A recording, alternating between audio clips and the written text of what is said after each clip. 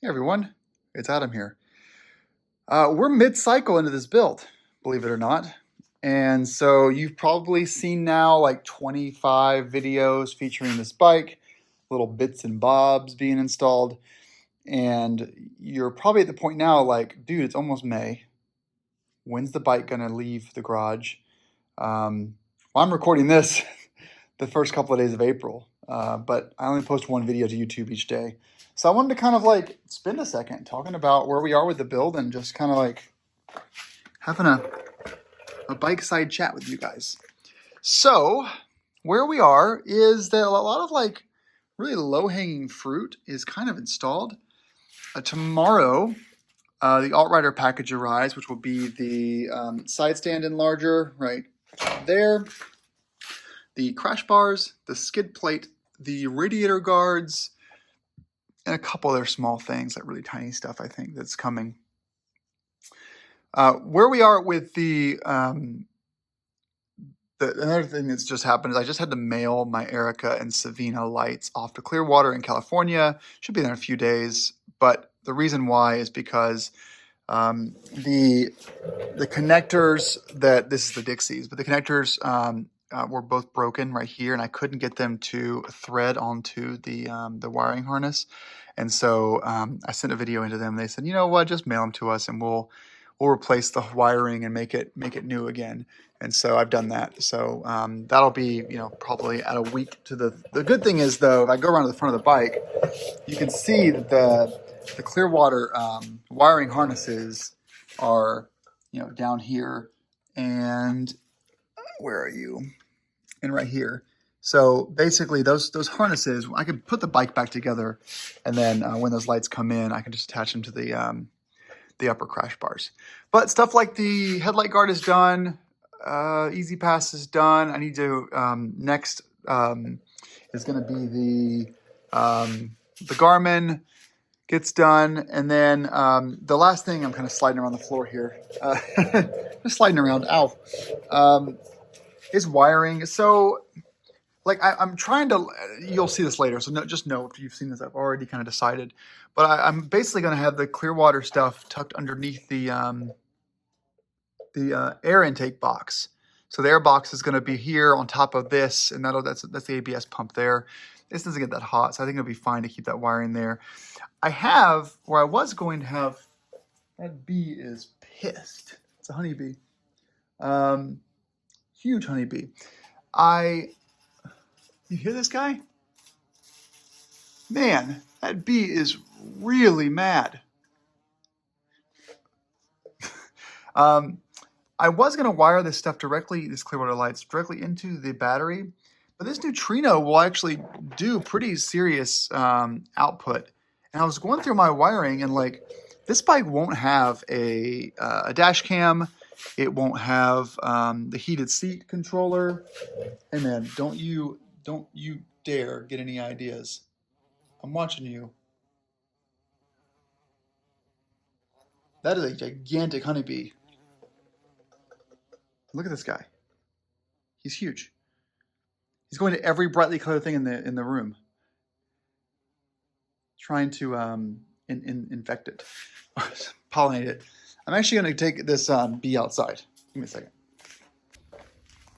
So as far as like actual electronics, all I have are the 4 Clearwater lights and my Moto Power Puck. And I just keep thinking, like, do I need a $300 unit for that? Honestly, I don't know. So just thinking out loud about that, like, my wiring on this bike is going to be significantly less than last time. Oh, and I will throw on an SAE adapter as well, because BMW now, with their newer bikes, gives you this powerlet that works with their battery tender. It's like $300. I'm just going to do an SAE to the battery. But again, like, okay, there you go. I don't need a neutrino for that. So I don't really know why I need this box other than just to be able to control the Clearwater lights more. But they don't draw any power running directly to the battery. So I'm just kind of feeling like maybe I just need to get a dumb fuse block, and I don't need the intelligent thing, because all I'm doing, I just need one. Now, here's the thing. That Moto Power Puck does draw Vampire draw. It will draw like wattage when it's not in use. So I do need to put on some kind of a fuse block, but I don't think something complicated like neutrino is the answer for this. So thinking out loud there. But once the wiring is done, which it will be in a couple of days, and once the alt-rider stuff is on, I can start buttoning the bike back up. If you look over here, we have a new windscreen from National Cycle over there. We have, what's this? I don't even know what this is. Oh, we have our oil change kit from BMW, so that's there. We have our Zumo XT2. Oh, we do have the R-Link. We have the R-Link that we need to hook up. The Touratech lights, the frame plugs, the Machine Art Moto X heads, the Black Dog Cycle Works stuff. So, I mean, like, we have stuff left to do, but really, all that can be done after the wiring is done. So tonight, I am going to eat some dinner first. Have some pot roast that I'm reheating, and then I'm going to do the wiring. But I want to put this neutrino in a place where I can actually access it without having to remove the whole top luggage bracket. So if you look at this guy here, okay, just don't lose those. Yeah, it's annoying. But if you look at this here, basically I want the neutrino in a place where I can actually access it. So that's going to mean you out of the way. You out of the way, you out of the way here. Too much stuff. So does that mean like putting it here? Is that here? Like that? Maybe like that. But it needs to be strapped down. So, but I want to be able to run like, I want to be able to get a snake. I have a little wiring snake. And like snake things up here into this without needing to fuss around with it too much. So what I'm thinking about is like maybe I should go ahead and grab a couple of like 2.4 amp USB-C ports and run them off here too, and just put them up straight up here like underneath this, so I can put them to the Black Dog Cycle Works pack. Now we have a bird in here. Now we have a bird. Why is my garage being taken over by animals? Maybe so the SAE thing for sure. Definitely some USB ports for charging. What I'd like to do is while I'm on a trip during the day, I want to recharge my 25,000 milliamp power bank during the day. And then at night, I can recharge my GoPro, my Cardo, my iPad, and my iPhone and camera.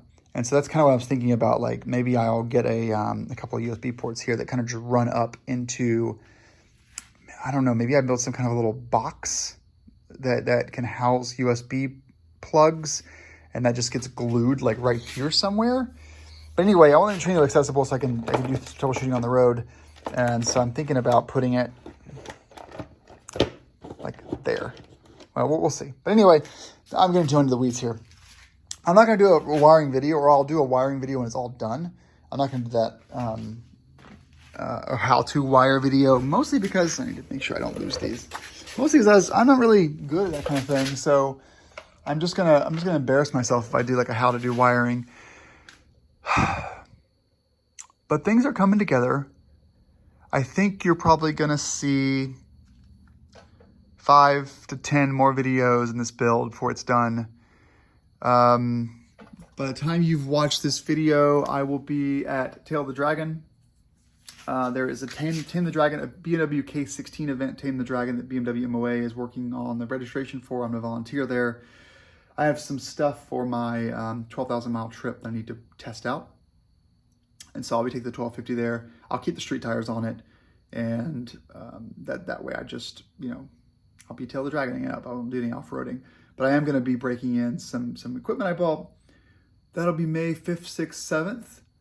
That'll be my last trip on this bike until the big trip a month later. So roughly June 13th or something, I'll be leaving for Oregon on this bike, and it's gonna be great. I really can't wait to take you guys along on this grand adventure. I think it'll be 5 weeks. Seriously. And yes, I'm still employed, but I think it'll be 5 weeks. And yes, it's Heather's idea. but I'm really looking forward to it. And along the way, I'll be stopping at like Woody's Wheel Works. I'll be stopping at Moscow Moto, all kinds of random places along the way. Maybe Touratech. I gotta go pick up some of their Made for Adventure zip ties. But yeah, and then the last thing too, you know, this has been a fun build, but as you see from some of the videos, everything's pretty like refined now, because I've done a lot of these installs so many times that I don't need to spend a lot of time talking through it. So you may not be getting much out of the videos, but people on the internet that are searching for certain products are going to find the videos and find them very helpful. And so, you know, me making a 3 or 4 minute clip is totally good enough for what we're trying to do here, which is just to move along the build as soon as possible. It'll still be a 4-week build just because I work and I have a kid. Yeah. So yeah, tonight let's focus on wiring a little bit. Let's get some wiring going, and then another video tomorrow night or tonight, I'll probably change the final drive fluid and the engine oil. Get that done. Engine is cooled down. Sue me. It'll drain most of it out. It's a 600-mile service. It's not really that critical, but I will be doing that. And yeah. All right, guys. Thanks for watching. Build update video. More to come, but thanks for watching the series so far. I've appreciated all your comments. I presume you've been commenting. I haven't seen your comments yet because these videos are not live. But thanks for your comments in advance, and see you on the road.